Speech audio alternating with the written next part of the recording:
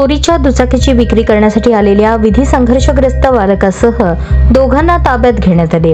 त्याच्याकडून चोरीच्या 3,30,000 रुपये किमतीच्या 8 दुचाकी जप्त केल्या। या कारवाईत दुचाकी चोरीचे 8 गुन्हे उघडकीस आले। अक्कलकोट रोडवरील शांती चौकातील हिंदू स्मशानभूमी येथे ही कारवाई करण्यात आली। एजाज अहमद युसुफ बागवान राहणार विजापूर वेस्ट शुक्रवारपेठ सोलापूर असे अटक करण्यात आलेल्याचे नाव आहे। जेलरोड पोलिसांना मिळालेल्या माहितीनुसार सापळा रचून ही कारवाई करण्यात आली। पोलिसांनी बालकाला ताब्यात घेऊन दुचाकीबाबत चौकशी केली असता ती दुचाकी चोरीची असल्याचे निष्पन्न झाले। त्यानंतर अधिक चौकशी केली असता त्याच्याकडून चोरीच्या आणखी 5 दुचाकी मिळून आल्या। अशा प्रकारे पोलिसांनी त्या बालकाकडून जेलरोड पोलीस ठाण्यात दाखल असलेले दुचाकी चोरीचे 6 गुन्हे उघडकीस आणले।